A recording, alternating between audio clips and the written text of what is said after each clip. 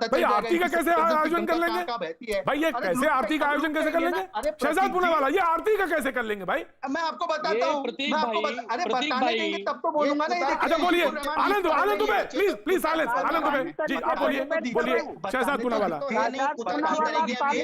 बताने तो दीजिए, बताने तो दीजिए। ऑडियो डाउन, सारी ऑडियो डाउन। शहजाद पूनावाला, मैं आ रहा हूँ, प्रेम कुमार जी आ रहा हूँ। शहजाद पूनावाला बोलिए, बोलिए, बोलिए। हाँ, देखिए ऐसा है, हाँ। ये सेकुलरिज्म की जो गंगा जमुनी तहजीब है, ये मंदिरों में तो आप इफ्तार करा देते हैं, नमाज पढ़वा देते हैं, कभी मस्जिद में पढ़वा दो आरती, यही कह रहा हूं मैं, कोई बड़ी बात नहीं है, इतनी सेकुलरिज्म अच्छी लग रही है। पर दूसरी बात मैं आना चाहता हूं मेन मुद्दे पर। मेन मुद्दा ये है कि आज मुझे बताइए कि मुजीबुर रहमान हो या चाहे शिवसेना के प्रवक्ता हो, ये क्यों एक भी बार कह नहीं रहे हैं कि किसानों को खुद की जान का खतरा है अगर वो ये आंदोलन में शामिल होते हैं। किसानों के नेताओं ने तो टीके लगा पॉइंट ठीक है आपका, ये पॉइंट ठीक है, वैलिड पॉइंट, ये वैलिड पॉइंट है, नहीं ये वैलिड पॉइंट है, ये आपका पॉइंट वैलिड है, जिसको मैं मानता हूं, ये पॉइंट वैलिड है, मैं लेता हूं उसको। लेकिन जी प्रेम कुमार जवाब देना चाह रहे हैं कुछ। जी प्रेम कुमार जी, मैं आ रहा हूं sir. Rajiv Jaitley please respond.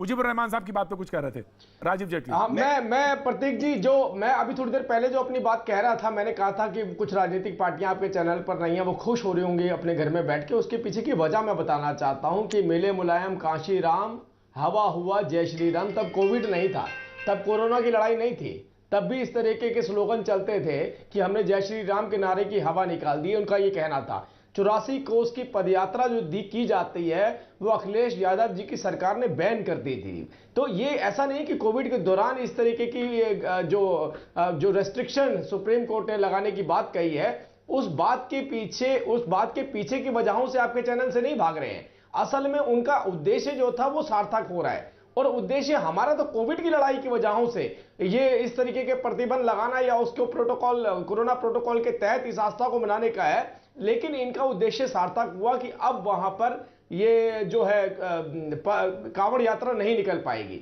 और कांवड़ यात्रा निकलेगी तो आपने देखा कितनी बार तो रूट इनकी सरकार में भी बदल दिए गए थे।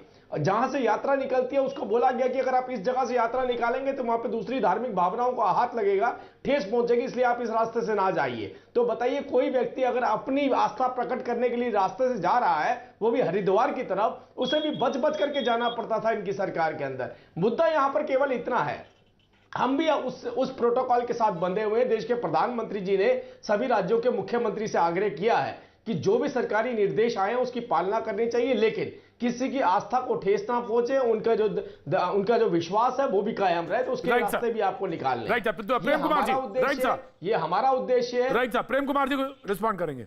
प्रेम कुमार जी ये जवाब नहीं दे रहे हैं कि कोरोना के इस दौर में कांवड़ यात्रा प्रतीकात्मक होनी चाहिए, कांवड़ यात्रा नहीं होनी चाहिए। क्यों उत्तराखंड में अलग बीजेपी है, क्यों उत्तर प्रदेश में अलग बीजेपी है, क्यों केंद्र सरकार में अलग बीजेपी है? इसका जवाब बिल्कुल नहीं दे रहे। ये समाजवादी पार्टी तुम तमाम सबको अरे मैं आपको जवाब दे तो रहा हूँ, मैं आपको जवाब दे रहा हूँ। हर राज्य ने अपने अपने हिसाब से अपने निर्णय लिए, जिनका समन्वय केंद्र सरकार बना रही है। देखिए प्रेम जी, मेरे को बड़ा दुख हो रहा है। मेरे को इसलिए दुख हो रहा है कि आप अच्छे इंसान हैं, लेकिन आपने जो विंडो ले ली है ना आज, वो कांग्रेस वाली ले ली है। आपको एक अलग से विंडो देनी चाहिए थी जिसमें आप राजनीतिक एक्सपर्ट के तौर पे बैठते, शायद आपके अलग विचार होते।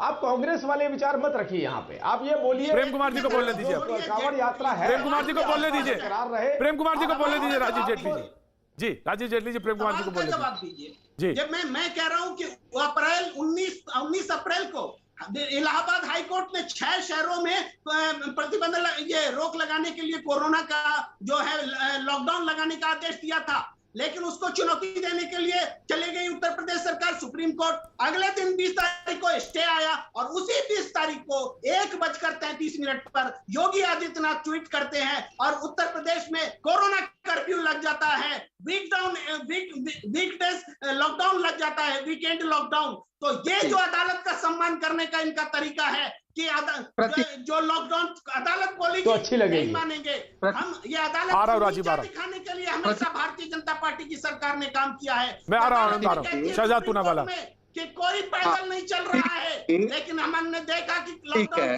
हो गया। शहजाद पूनावाला, वेरी क्विक शहजाद पूनावाला, बस 20 सेकंड में। अदालत की बड़ी बातें हो रही है। जब शाहीन बाग को उठने के लिए कहा अदालत ने, तो ये मुजीबुर रहमान आए और अदालत की किस तरीके से इन्होंने भर्त्सना की हमने सबने देखा है। कहने लगे कि अदालत ने हमारे राइट ऑफ डिसेंट को क्वेल कर दिया। सुप्रीम कोर्ट तो मोदी के हाथ का खिलौना है। और जब ये एक सेकेंड कभी नहीं कहा ऐसा। सुप्रीम कोर्ट ने कभी नहीं कहा कि खाली कर दो।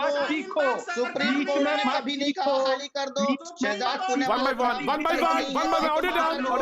चार लोग हमला कर रहे हैं, सच बाहर आ रहा है तो चार लोग देखिए कैसे हमला कर रहे हैं। अब मैं एक और बात कहना चाहता हूं।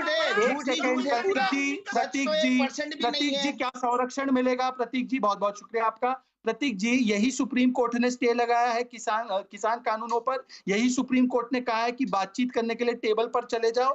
तो ये क्यों आज किसानों को भड़का रहे हैं? ये अदालत की अवमानना है या ये अदालत का मान रखना है? और मुझे शर्म आती है 140 करोड़ लोगों की जिंदगी। प्रेम जी प्लीज को गाली देने वाले राहुल गांधी के ऊपर उनके क्या विचार है? हिंदू हृदय सम्राट वाली पार्टी के। Right, Mujibur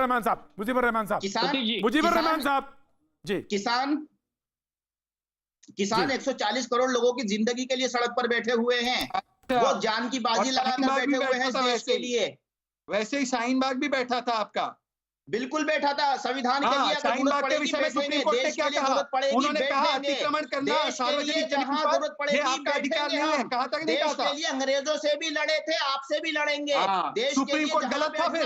supreme court Shaheen Bagh के बारे में गलत था? आपकी तरह माफीनामे नहीं लिखते। अरे मुजीबुर रहमान, सुप्रीम कोर्ट ने शाहीन बाग के विषय में बोला गलत था क्या? फिर देखिए खुल के आ गए सामने सुप्रीम कोर्ट की बात। जहां जरूरत होगी संविधान के लिए शहजाद पूनेवाला हम बैठेंगे। तो सुप्रीम कोर्ट ने संविधान को देखते हुए ही शाहीन बाग पे टिप्पणी की थी।